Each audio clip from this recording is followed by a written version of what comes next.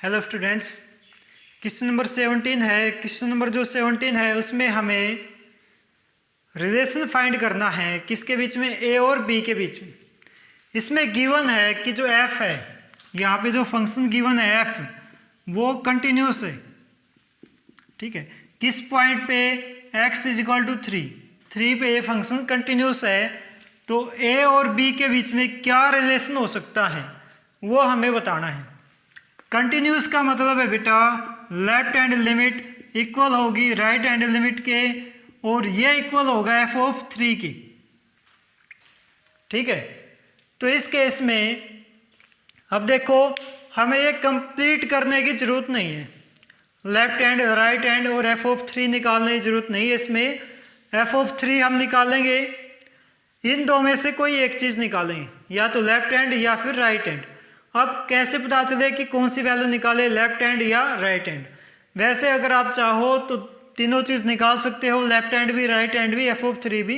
Question गलत नहीं है, वो भी ठीक है, लेकिन कुछ लेंथी हो जाएगा उस केस में। तो इस केस में हमें देखना है कि हम लेफ्ट हैंड लिमिट निकालें या राइट हैंड। उसके लिए हम क्या करेंगे, हम देखेंगे कि जो फंक्शन की वैल्यू है वो किस पे गिवन है। अब फंक्शन की वैल्यू इस पे गिवन है लेस देन पे, और लेस देन पे कौन सी वैल्यू होती है, लेफ्ट हैंड, तो ये मत निकालो। ठीक है, इसको रहने दो और इसको निकाल लो। इसको क्यों निकालना है राइट हैंड लिमिट को, क्योंकि यहाँ पे फंक्शन की वैल्यू गिवन नहीं है, यहाँ पे मतलब राइट हैंड लिमिट में। ठीक है, राइट हैंड लिमिट में फंक्शन ये हो गया, और यहाँ पे फंक्शन की वैल्यू 3 पे गिवन नहीं है। फंक्शन की वैल्यू 3 पे कहाँ गिवन है, लेफ्ट हैंड में। तो हम पहले राइट हैंड लिमिट निकालेंगे। राइट हैंड लिमिट में पुट किया हमने x = 3 प्लस में h tends to 0 positive side. यहाँ पे limit h tends to 0 positive side, b into में 3 प्लस h प्लस में 3, इसको सिंप्लीफाई किया तो मेरे पास आ गया h tends to 0 positive side 3b plus में bh प्लस में 3, इतना हो गया। h को कहाँ अप्रोच कराना है, 0 पे, तो ये वैल्यू 0, क्या बच गया 3b प्लस में 3, तो यहाँ से वैल्यू आ गई 3b प्लस में 3। ठीक है, इसके बाद ये निकालना नहीं था, ये निकाल दिया है। इसको निकालना है f(3). f की वैल्यू 3 पे कितनी है, ये जहाँ पे x है वहाँ पे 3 पुट कर दिया, तो ये हो गया 3a + 1। अब ये कंडीशन कहती है कि ये दोनों चीज़ इक्वल होंगी, तो मीन्स इसको मैं इसके इक्वल पुट कर देंगे। But right hand limit equal है f(3) की, दिस इंप्लाइज 3b प्लस में 3। लेफ्ट हैंड लिमिट की वैल्यू क्या है, 3b प्लस में 3, इक्वल हो गया इसके f(3) की 3a + 1।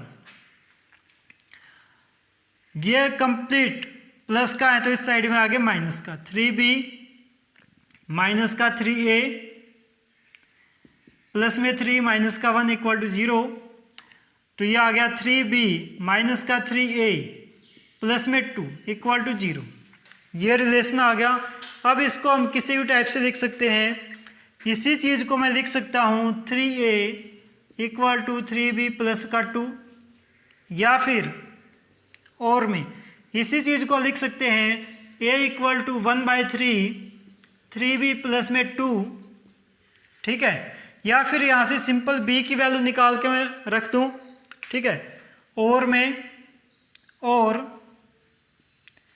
इसको हम लिख सकते हैं 3a माइनस का 2 = 3b, या फिर 1/3 3a माइनस का 2 = b। ठीक है, हमारे पास रिलेशन ये आ गया है। ये हमारा क्वेश्चन है यहाँ तक। अगर ऑब्जेक्टिव क्वेश्चन आता है तो इसमें हम रिलेशन इस टाइप में ना दे के इस टाइप का दे सकता है, ऑप्शन में ये दे सकता है, ऑप्शन में ये फ्री। ठीक है, तो ये सिंपल सी वैल्यूज़ हैं, हम 10th क्लास में सीखे हमने कि कैसे हम वैल्यूज़ निकालते हैं एलिमिनेट करके, तो वो चीज़ है। रिलेशन हमारे पास ये आ गया। ठीक है,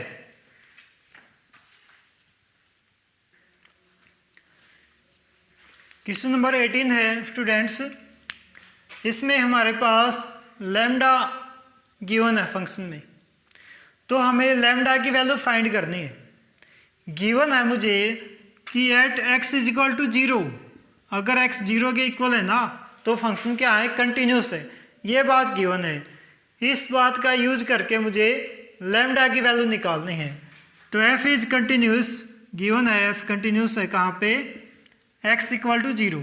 this implies left hand limit equal होगी राइट हैंड लिमिट के, और ये इक्वल होगा f ऑफ 0 पे। अब देखो f ऑफ 0 कहाँ पे है, यहाँ पे।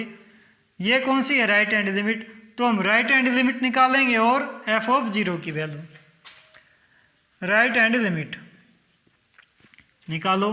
पुट किया हमने x is equal to 0 plus में h की वैल्यू 0 पे अप्रोच कराई। Limit h tends to 0, positive side 4 into में 0 प्लस h प्लस का 1, ये इक्वल हो गया limit h tends to 0, positive side 4h plus में 1, h 0 पे अप्रोच कराया, h को 0 पे अप्रोच कराया तो यहाँ पे आ गया 1। f ऑफ 0 की वैल्यू निकाली हमने, ठीक है। तो f जहाँ पे x है वहाँ पे 0 पुट कर दिया यहाँ पे, तो ये आ गया लैम्डा 0 माइनस में 0, 0 माइनस 0 क्या हो गया, 0, 0 इंटू लैम्डा क्या हो गया, 0। इसका मतलब लैम्डा की वैल्यू पे इफेक्ट ही नहीं पड़ता। लैम्डा की हम कुछ भी वैल्यू पुट करें तो मेरे पास क्या आ रहा है, 0। इसका मतलब ये क्या है, यहाँ पे तो 1 वैल्यू आ रही है, लेकिन यहाँ पे वैल्यू कितनी आ रही है, 0। ये तो इक्वल नहीं है। This implies f of 0 not equal to right hand limit की,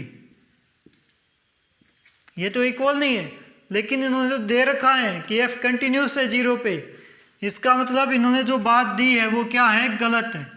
this implies f is not continuous at x is equal to किस पे, 0 पे। तो जो f है वो 0 पे क्या है, कंटिन्यूस नहीं है। इन्होंने जो दिया था वो गलत है, ठीक है। इसमें हम लैम्डा की कुछ भी वैल्यू रखें for any value of lambda, any value of lambda, lambda की हम चाहे कुछ भी वैल्यू पुट कर दें, लेकिन ये फंक्शन जो है ना, ये वाला फंक्शन 0 पे तो कंटिन्यूस हो ही नहीं सकता। इसके बाद इसने पूछा कि f जो फंक्शन हमारा at x is equal to 1 पे क्या होगा, कंटिन्यूस होगा या नहीं होगा। अब देखो बेटा 1 कहाँ पे होगा, 1 जो होता है 1 से 0 से बड़ी वैल्यू होती है। इसमें दे रखा है x जब 1 से 0 से बड़ा है तो फंक्शन कितना है, 4x प्लस 1, ठीक है।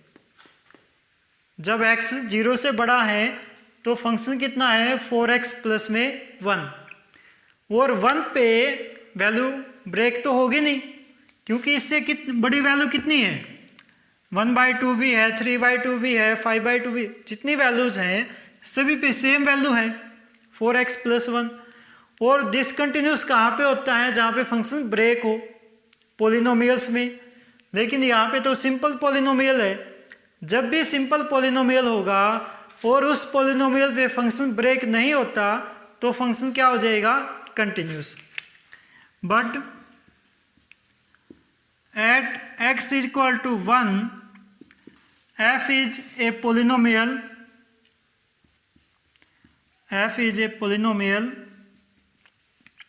and a polynomial function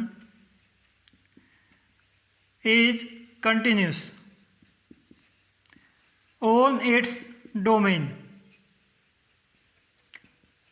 polynomial function तो अपने डोमेन पे कंटिन्यूस होता है।